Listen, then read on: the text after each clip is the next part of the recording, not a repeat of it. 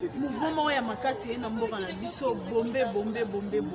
Donc ba jeune garçon bazomela bombe to découvrir bombe za nini et puis bombe asali apparition na ye comment esika mutu ke bizara milinga ba récupérer la couche ou ça na wana alebaki na pharmacie ba somi nitriline so ini bazobenga ba tout yango basali mélange ba bandi ko se en fait ezako tout groupe ya ba jeune tene bazo savana eza biloko moko eza milinga te ya pena catalyseur bazoka apandi yango babimisi poussière oyo ezaka na kati basangisi ngo na nitroline batiki talatala basali mélange wana ozwi bajeune ebele ya certains jeunes oyo bango moko mpena bamelaka babombe wana bazoreklame ka eloko moko eza depri reve na nzela bakangi yo pena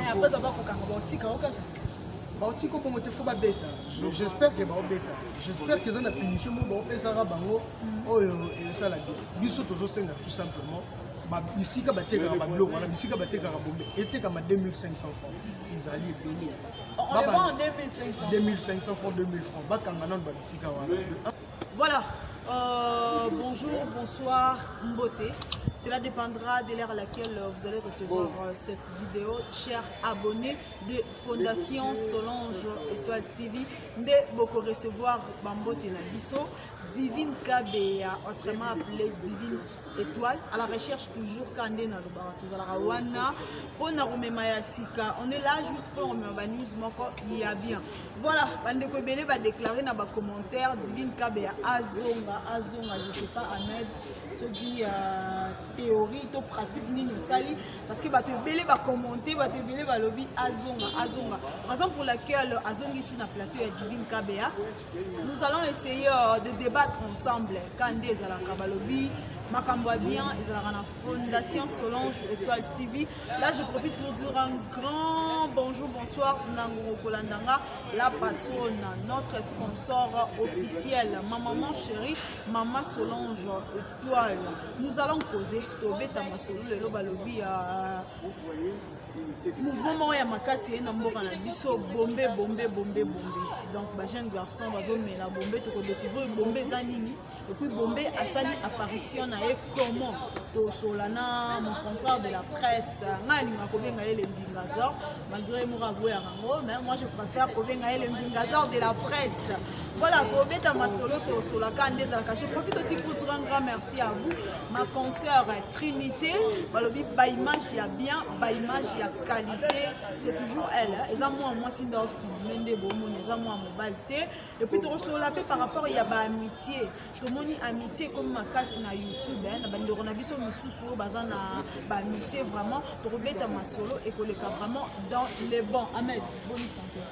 Ouais, ça, en santé, ça va par la grâce de Dieu. Je profite de cette même occasion de saluer Bonegnos tout il y a Fondation Solange Étoile et merci na Bonegnos tout Sengaki Tozonga Lisusu.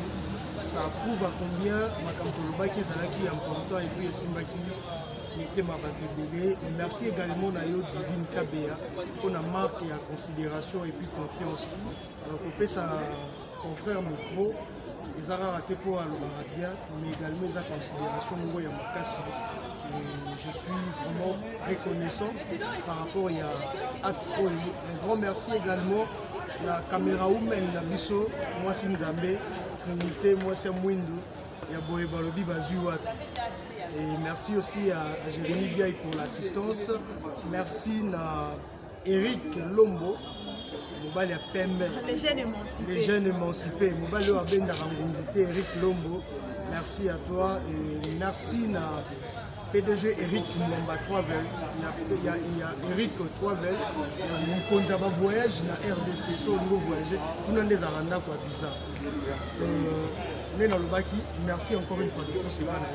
Voilà, merci beaucoup Ahmed. Tout sur le nom Bouquet, tout bête ma solo, balobi système, on évite de trouver un système, de trouver un phénomène, de trouver une opération, de trouver un groupe de jeunes, Massamani, Bakira Namutuka, et si Gamutuka Bizara Milina, va récupérer la couche où ça na wana, aller à la pharmacie, ba somi nitriline, so ini bazobenga, ba tout yango, ba sali mélange, ba bandi ko se. En fait, ezako tout groupe ya ba jeune tene bazo savana. eza biloko moko eza milinga te eya mpena catalyseur bazwaka bapandi yango babimisi poussière oyo ezalaka na kati basangisi yango na nitrolene batiki talatala basali mélange wana bandi kobenda eza phénomène oyo bombe oyo ezotika bajeune welewele kibiba c'est une drogue oyo eza na dose moko ya makasi beaucoup de gens bazoye comprendre danger nango te baconséquence nango te na basanté et s'il faut kolobela makambo ya bombe oyo moi je dirais la responsabilité eza partagée dans quel sens la jeunesse aza na part nango ya responsabilité. Il y a le parent, il y a la responsabilité. Il y a les églises, il y a la part de la responsabilité. Également, il y a le gouvernement, il y a la part de la responsabilité. Question moro simple. Le ministère, il y a jeunesse, la mission, c'est la jeune. La initiative, mine, oyezali, on a la jeune. Oyuti, quand il y a le ministère de la jeunesse, ils ont la voté. Comment le ministre de la mission de la jeunesse, beaucoup de jeunes baillent même. Nous dire maintenant, bango bazana part d'une responsabilité. Il faut que ça créer une activité et que ça que les jeunes bazana occupés pour pas s'évaguer na ba bêtise mususuté. Hier divine nazaki na balabala na bana osala ba reportage. Vous vu ba jeunes belé. Il y a certains jeunes oyo bango moko pena ba melanga ba bombe wana. Bazo réclamer ga eloko moko. Ils ont dépression, ils ont stress, les autres na ba bombe. Dépression na stress on les a dû nanine, ils ont manque ya misala. Manque ya misala, azangelo ba osala, na tana ngata quit.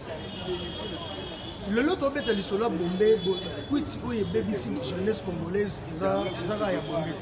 Il y a plusieurs, ils ont ba bloc belé. Maintenant, ceux qui t'ont dit tout ça la réflexion simple, ils ont la même cause. Ils ont produit le même effet. Bateau bakangaka pour na zododo. Ils ont sur kangié pour na zododo dans le banin. Ils ont ça les autres même surtout le même cause produit le même effet. Lobby ba jeune bakangaka pour na zododo. On est pour réclamer le moro misala.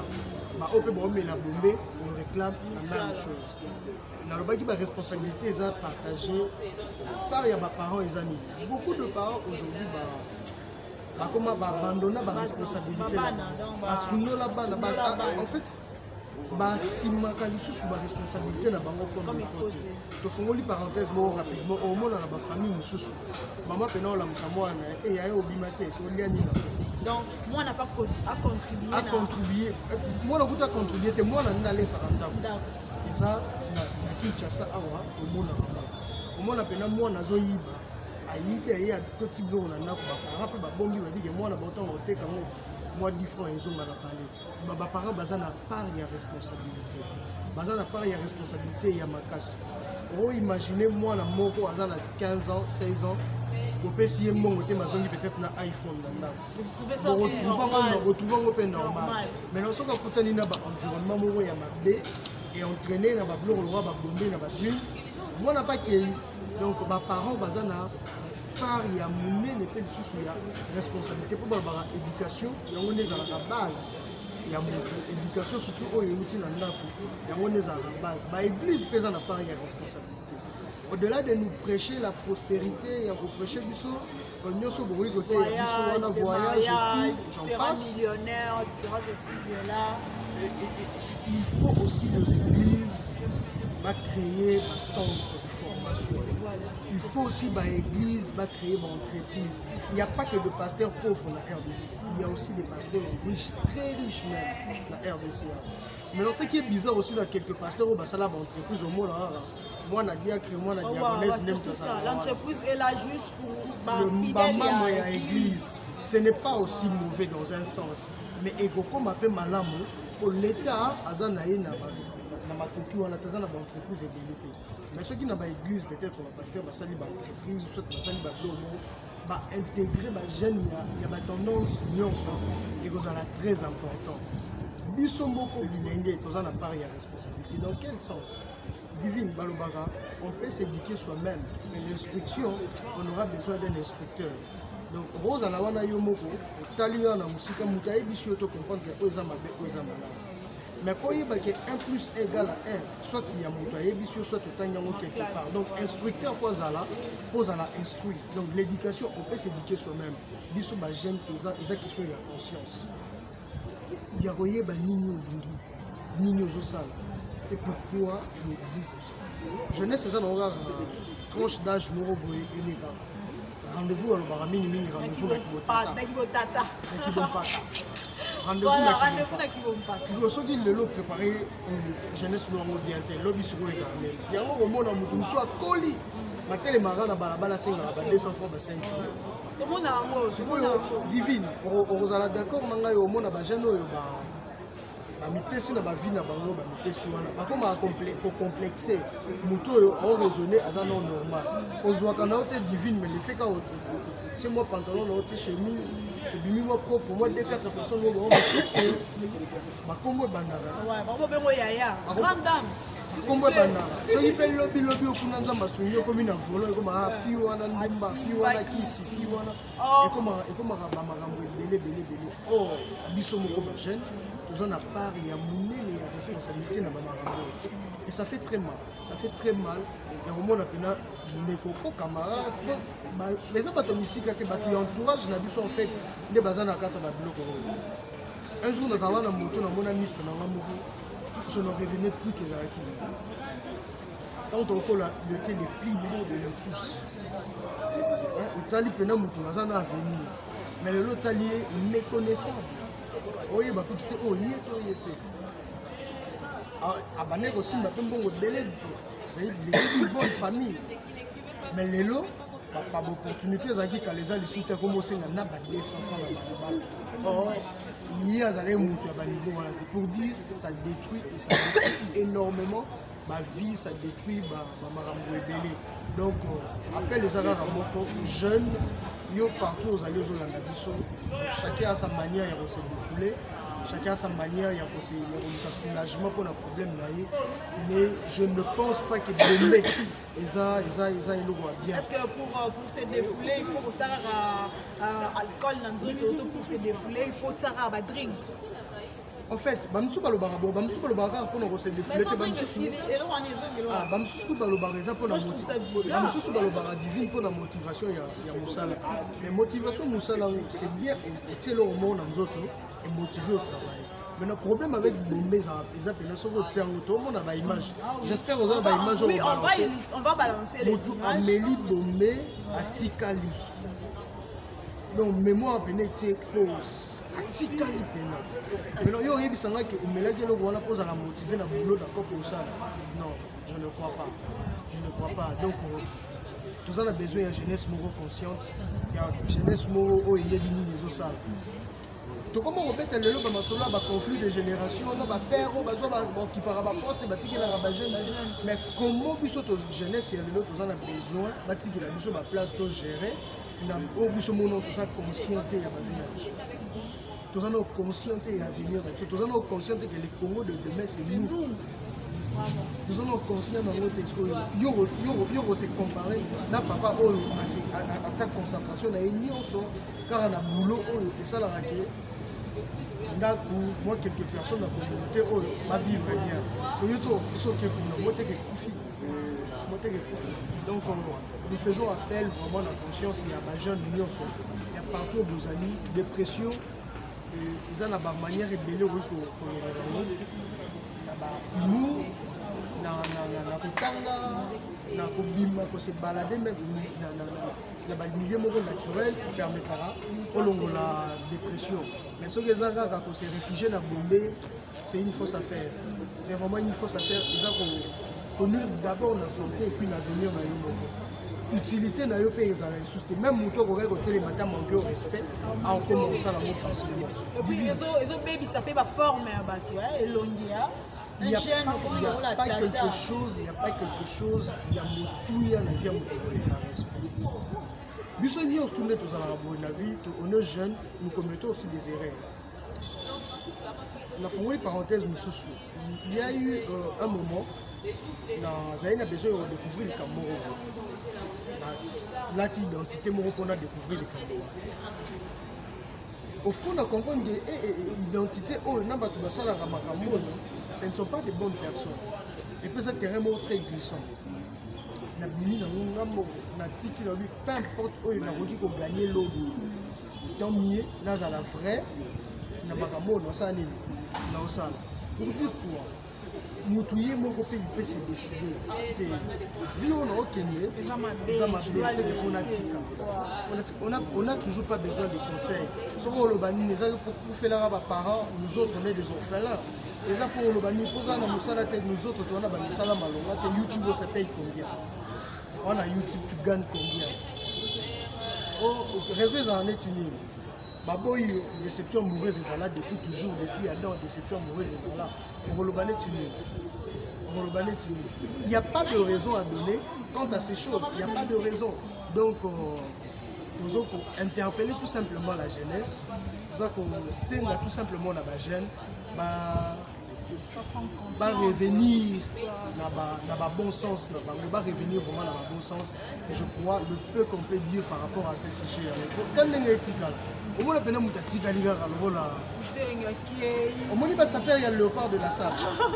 Et ça, il y a un moko zara mukuse bona bosa mikombo na ye. Yesu ko zala ka ba noti ka la pena ekeko. Voilà comme les aïe ekeko. Parce que ngana e bagé ekeko na léopard de la salle. Mais na kamo shiko ba to comment vivre avec ekeko chaque jour et na chaque avenue na comment vivre avec ekeko. Moi, je dis comme ça un grand merci à la police. C'est pas mon yoga au rêver dans le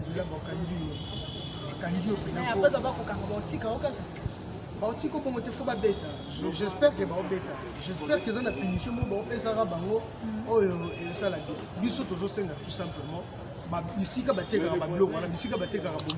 a 2500 francs, ils allaient venir. On les vend en 2500. 2500 francs, 2000 francs. De deux, sensibiliser les jeunes par rapport à faire au boulot. Ça détruit. Et comme à peine 10 à 15 ans après, tu rebettera les solos à Noël Tchani, tu peux te diriger sous Congo. Bana ya bateau to yebike bana bon bazakali bana yo dirige ko da divine lobby to pesa ko fi raison to lo ba diston dans un président ya président ya mboka o pour le bayon déjà pas Jamaïca ça pourquoi ni moi na la poto aux éducation o esengeli so biso ba tutoza aba to kemba na ki poto to régner to gérer pe mboka o tablo so comme ça donc prenons conscience vraiment prenons conscience nous les jeunes, nous devons prendre conscience par rapport à l'avenir de Bisso et puis à l'avenir de Mbokao. Parce que le Congo de demain nous appartient. Et pour appartenir à bateau, tout les autres fonctionner et non bateau qui wele. Voilà, et tant que jeunes, nous devons vraiment penser à l'avenir de Bisso. Et ça la rappelle bien, pourquoi pas le lobby, tout le monde a dit que non, jeunesse na Bisso. Et ça, ça m'a il y a bien, et ça m'a comme il faut. Je pense que, chers abonnés de Fondation Solange Peul TV, Bokindening Ahmed a fait un peu moins de détails.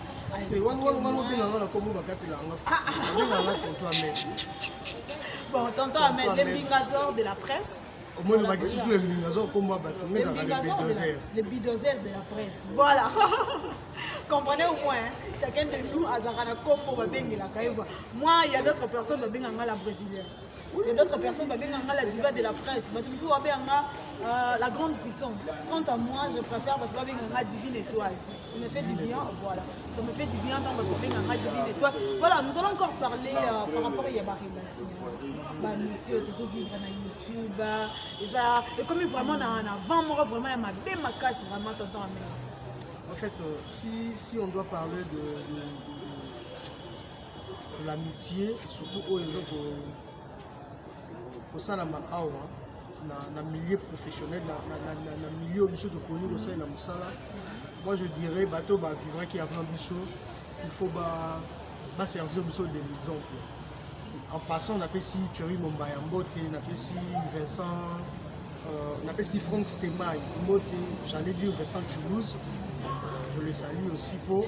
Baza ba grand yo biso to kuti na métier ba sali pe ba kombo baza tellement assis appelle na pesi mbote na grâce temo OK orando pesi na pesi la donna bonga na maximo major Cynthia Kapashi ba mbote ne ya wana baza bato ba créer nzela bato ba sali nzela mais ce qui est bizarre.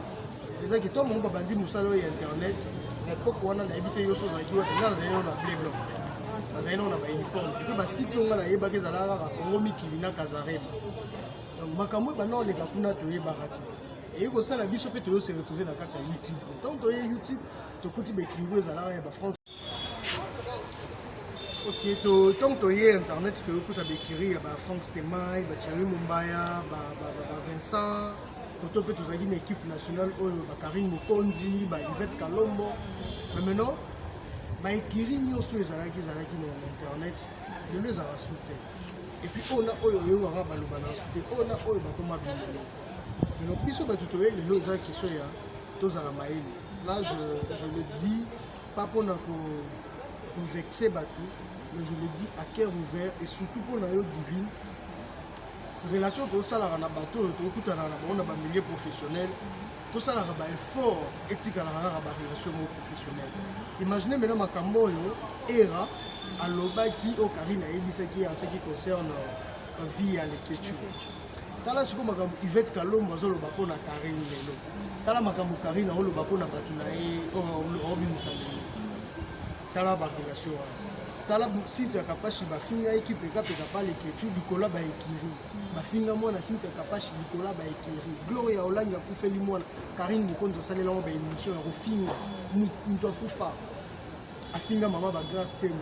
En fait monde wana tout ya ba clash ezarani na yebi vérité na yo une fois moi de pimpin na a besoin mbongo na yo osala mo émission na lobi ba mabe ba erreur na tout biso ba tutoriel lelo na mo Internet, tu es à 17h59, donc 18h on ne peut pas se comporter dans Internet à 7h.